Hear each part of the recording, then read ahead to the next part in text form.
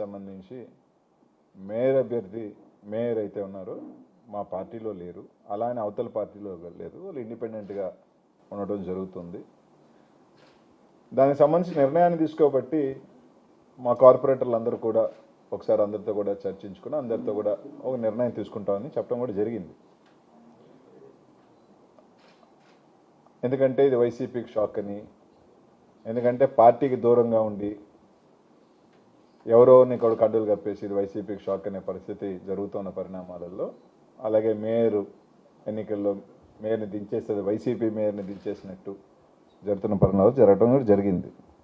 అలాగే గత 3 రోజులుగా కూడా చూస్తే కొందరు సోషల్ మీడియాలో కావచ్చు రకరకాల్లో టీడీపీకి చెందిన కార్పొరేటర్లని వైసీపీ నాయకులు ప్రలోభ పెడుతున్నారు, టీడీపీకి చెందిన కార్పొరేటర్లని ఇబ్బంది పెడుతున్నారు, లాక్కోవాలని చూస్తున్నారు, బెదిరిస్తున్నారు అని చెప్పి మాట్లాడటం జరిగింది.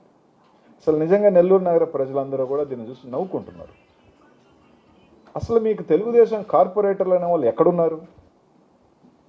గత కార్పొరేషన్ ఎన్నికల్లో తెలుగుదేశం కార్పొరేటర్ గెలిచిన సీట్లన్నీ 0, క్లీన్ స్వీప్.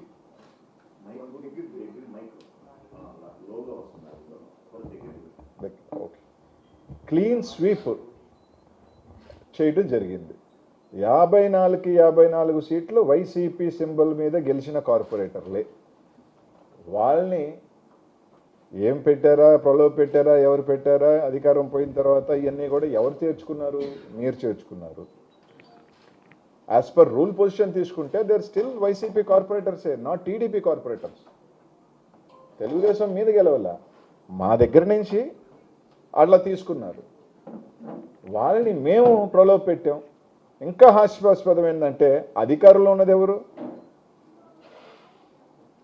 మేము వీరులమి, పులులు, సింహాలుమి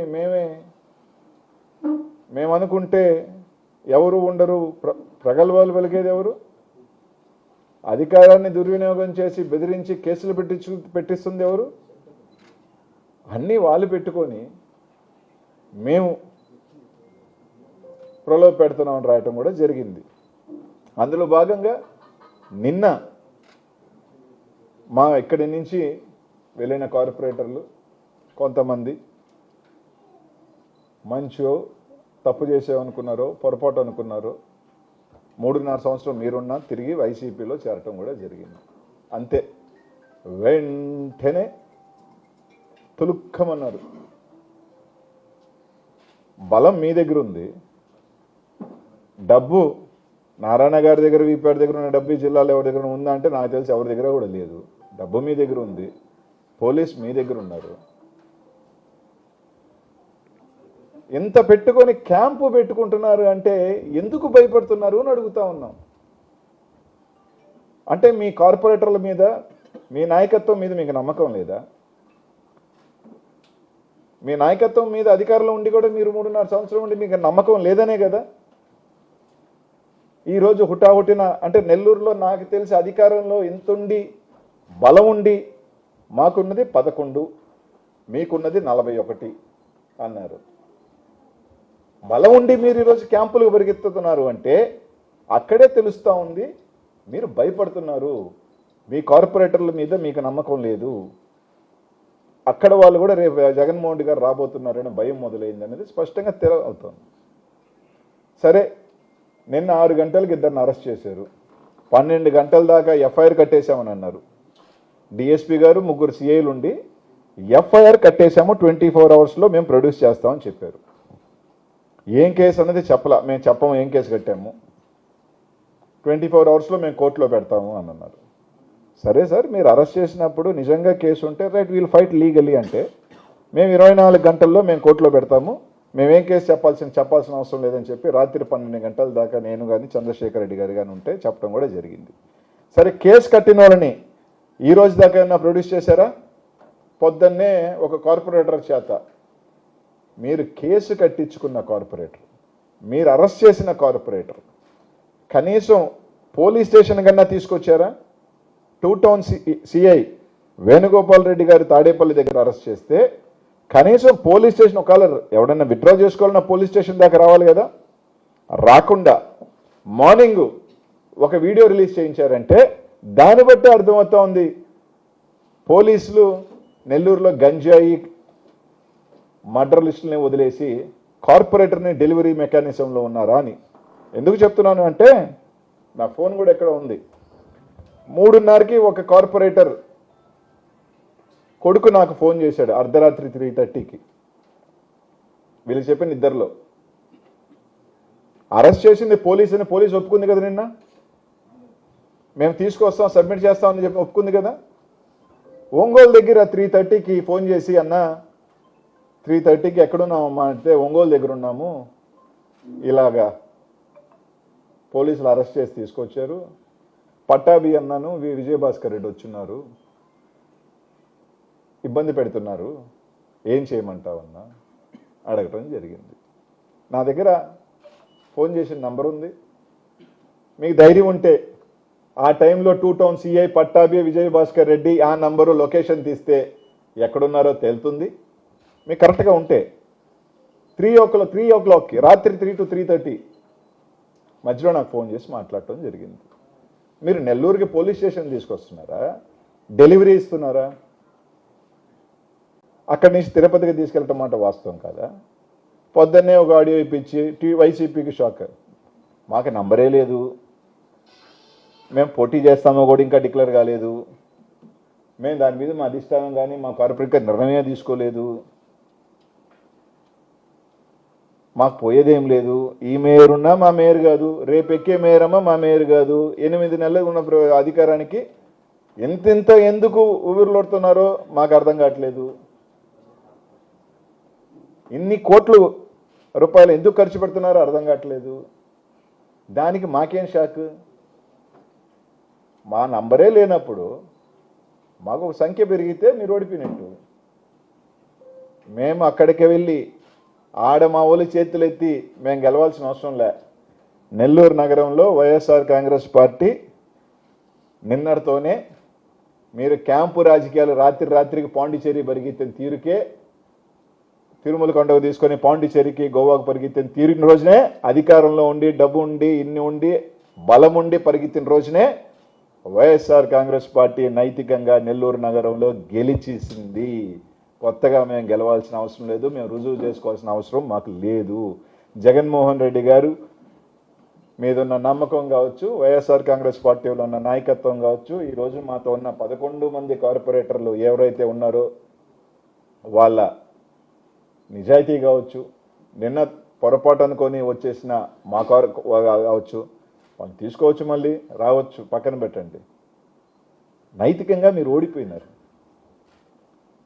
అది చాలు వైఎస్ఆర్ కాంగ్రెస్ పార్టీ గుండె మీద చేసుకొని చెప్తే కొట్టాల్సిన దెబ్బ నెల్లూరు నగరంలో ఏంటో చూపించినాం. క్యాంపుకు పరిగెత్తిన రోజునే మీరు నైతికంగా ఓడిపోయినారు. పోలీసులు ఈరోజు చెప్తా ఉన్నా, నేను సవాల్ చెప్తా ఉన్నా, పోలీసుని అడ్డు పెట్టుకొని పోలీసుని వదిలేసి ఈరోజు రియాజ్ వాళ్ళ మామని వాకాడ్లోంచి తీసుకొచ్చినారు. వాళ్ళ మామని రామ్కుమార్ రెడ్డి అన్న కూడా వాకాడ్ పోలీస్ స్టేషన్లో కంప్లైంట్ ఇచ్చాడు.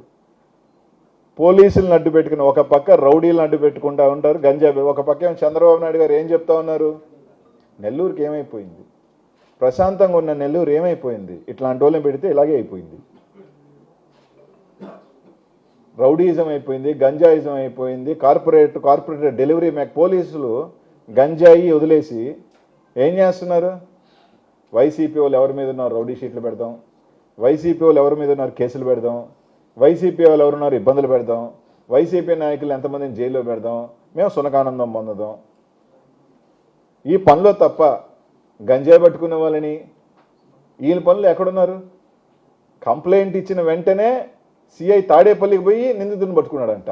ఏడైనా 5 పోలీస్ స్టేషన్లో మీరు కంప్లైంట్ ఇస్తే హుటాహుటిన ఏడున్నాడు రైడ్, బెంగళూరులో ఉన్నాడా, ఢిల్లీలో ఉన్నాడా, ట్రైన్ ఎక్కే సినిమా ఏడని చూశారబ్బా?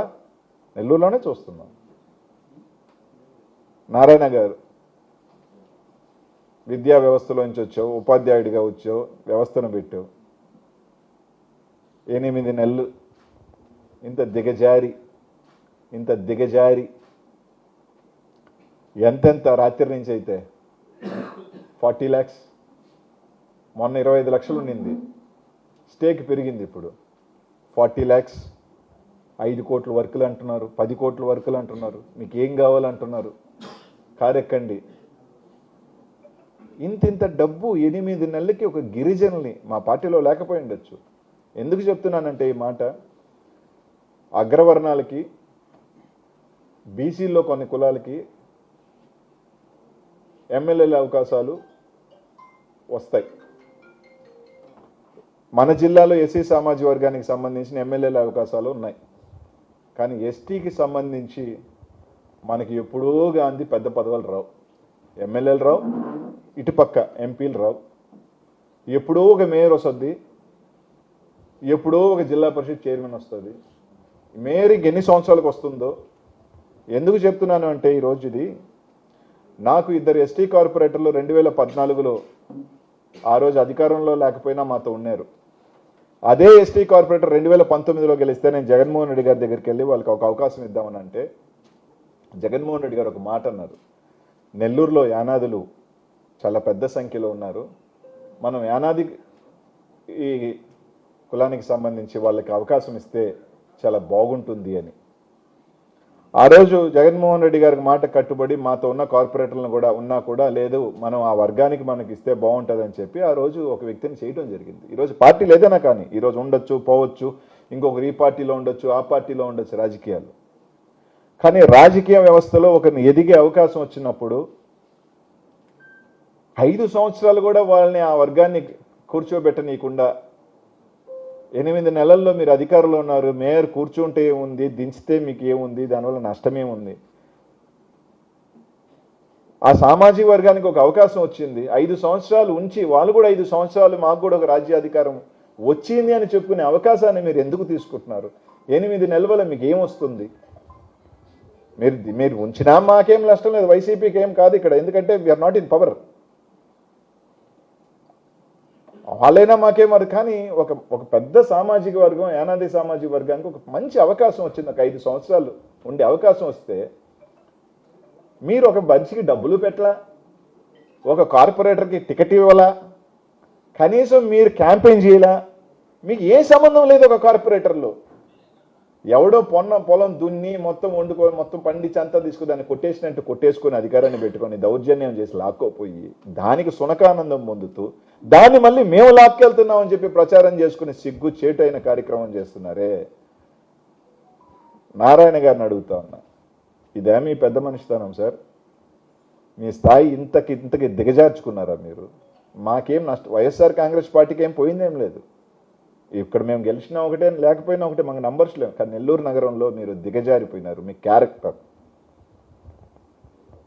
మొత్తానికి నష్టపోతుంది ఎవరంటే ఇద్దరే, ఆర్థికంగాను పాపం డబ్బులు తీసి ఖర్చు పెట్టిన దానికిను, వీళ్ళు పెద్ద మనుషులు అనుకున్నామే అని చెప్పి బజారు పడిన వాళ్ళు. కొరవాళ్ళందరూ నాకు తెలిసి